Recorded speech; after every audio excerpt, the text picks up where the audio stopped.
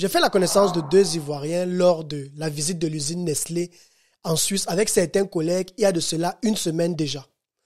L'une s'appelait Madame Sandrine et l'autre Monsieur Kwasi. Ce sont deux employés parmi plusieurs d'ailleurs en Côte d'Ivoire qui se donnent corps et âme chaque jour afin de fournir la meilleure qualité de cacao en Suisse. Durant cette sortie, j'ai aussi appris que la Côte d'Ivoire, avec le Ghana d'ailleurs dans l'Afrique, font partie des premiers producteurs de cacao en Suisse. Nous avons reçu pendant cette excursion des télécommandes avec des audios à l'intérieur qui nous ont raconté en détail les étapes de production du cacao de A à Z. Dans mon cas spécialement, je suis allé me connecter grâce à ma télécommande à Madame Sandrine et Monsieur Kwasi pour savoir comment ça fonctionne du côté de la Côte d'Ivoire.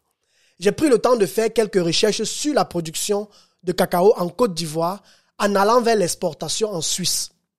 Je dois avouer que ce que j'ai découvert m'a beaucoup choqué, au point où je me suis demandé, oui c'est vrai, Nestlé à l'origine du meilleur chocolat suisse, mais à quel prix? Au prix de ne pas améliorer la vie des travailleurs ivoiriens sur place? Au prix de détruire les ressources de notre continent?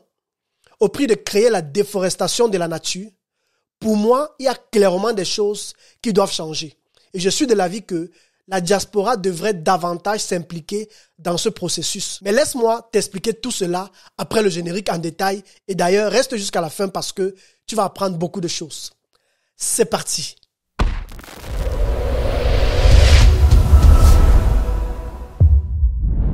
Salut à toi et bienvenue sur ma chaîne YouTube Le Futur Entrepreneur Africain, dans laquelle je publie 2 vidéos par semaine sur mon business que j'ai lancé en Afrique, le projet Imotech 360. Il s'agit d'une application mobile que tu peux télécharger sur iOS ou Android qui te permettra de visiter des biens immobiliers en Afrique sans ne plus avoir besoin de te déplacer physiquement.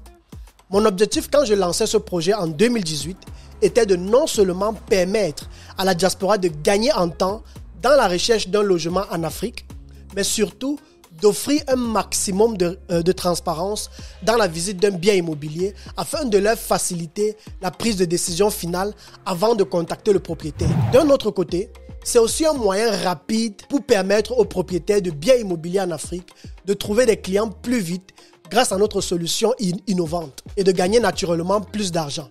Alors, si tu vis en Afrique et tu es propriétaire d'un bien immobilier que tu aimerais faire connaître sur notre plateforme immobilière de visite à distance ainsi que sur cette chaîne YouTube, alors n'hésite pas à nous contacter sur les numéros qui s'affichent à l'écran. Je partage aussi de temps en temps mes réflexions, mes idées sur l'entrepreneuriat en Afrique à partir de ce que je vois ici en Occident dans le seul but de motiver la diaspora à croire au potentiel de notre continent et de rentrer investir comme moi-même je m'y prépare jour après jour avec mon projet et d'autres projets encore à côté d'ailleurs. Merci de t'abonner à la chaîne YouTube, ça me fera beaucoup plaisir.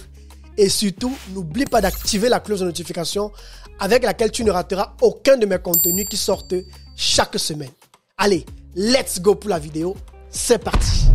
Dans la production du chocolat en Suisse, qui est tant aimé dans le monde, comme tout le monde le sait d'ailleurs, la première étape qu'il faut savoir, c'est qu'il faut recueillir les cacaos. Ensuite, après avoir recueilli les cacaos, il faut les casser.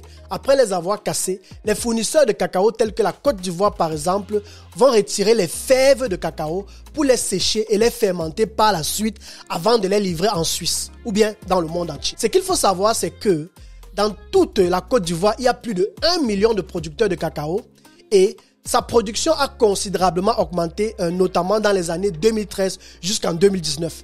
Ce qui a malheureusement d'un autre côté provoqué une déforestation dans les lieux exploités. L'éléphant même, qui est le symbole du pays, se trouve à cause de tout ceci être en voie de disparition. Plusieurs Ivoiriens qui travaillent dans les forêts et villages sont négligés et ne travaillent pas dans de bonnes conditions. Pour moi, ce qui m'a choqué, c'est qu'en suivant plusieurs reportages vidéo sur YouTube et des articles, je voyais toujours les mêmes plaintes ressorties. Ce qui est d'autant plus surprenant, c'est que la plupart de ces reportages étaient faits par des journalistes suisses. Après avoir investigué à mon niveau et découvert tout ceci, je me suis alors remis en question sur plusieurs choses que j'aimerais te partager ici. Le chocolat suisse, c'est vrai, est tellement apprécié ici et de par le monde entier d'ailleurs. Mais comment sont traités les travailleurs africains, dans ce cas que je fais, les travailleurs ivoiriens? Comment sont traités M. Kwasi et Mme Sandrine que nous avons pu apercevoir lors de l'excursion? Sont-ils payés à leur juste valeur Ou est-ce que tout ce qui compte, c'est juste l'argent? La nature est-elle protégée?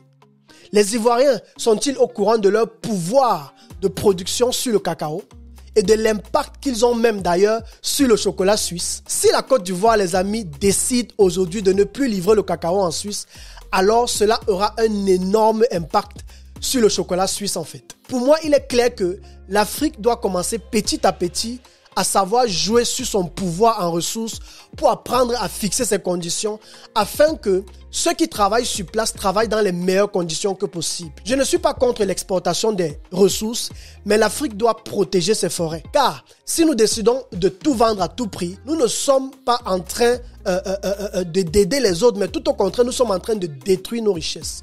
Qu'allons-nous laisser à notre future génération? Et pour terminer cette vidéo, j'aimerais poser cette question aux Ivoiriens. Que deviendra l'éléphant qui est le symbole de la clé de la Côte d'Ivoire si jamais il devait continuer à être en voie de disparition à cause de la déforestation dans tout le pays en fait? Que deviendra pour moi en tant que Camerounais le lion, symbole clé de mon pays que j'adore d'ailleurs, le berceau de nos ancêtres qui est le Cameroun, si c'est que cet animal-là venait aussi à devenir en voie de disparition? Je vis dans un canton, par exemple, ici en Suisse, où je suis convaincu que 75% des habitants ignorent où se trouve la Côte d'Ivoire.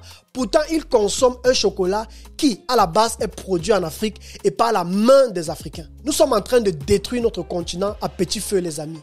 Nous sommes en train de détruire nos ressources parce que tout ce qui compte pour nous, c'est l'argent. Il est important qu'on commence à ouvrir les yeux car pendant que l'Occident exploite nos ressources, les vrais perdants dans tout ça, c'est qui? C'est nous. Et j'aimerais vous dire qu'ils n'ont aucun problème à payer le prix qu'il faut parce qu'ils ont besoin de nos ressources. Et pour moi, ce que je dois dire, c'est que j'adore et je respecte ce pays où je vis actuellement, qui est la Suisse. Mais je dois franchement avouer que le problème, ce n'est pas en fait la Suisse ou bien l'Occident, mais le problème, c'est nous. C'est nous qui nous laissons exploiter à tous les niveaux. Nous nous laissons abuser, même quand très souvent nous sommes en position de force et de fixer les règles.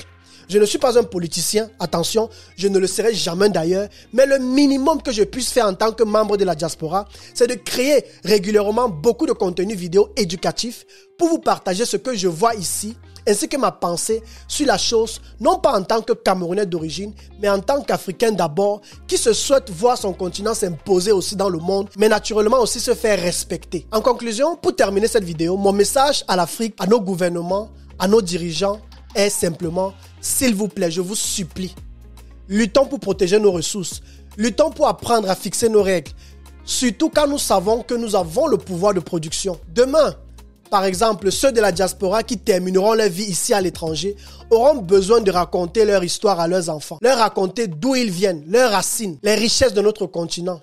Si d'ici 50 ans, toutes nos ressources sont épuisées, la nature est détruite, les animaux en voie de disparition, qu'est-ce que nous laisserons comme héritage de l'histoire à nos enfants qui vont naître par exemple en Europe, aux États-Unis, un peu partout dans le monde?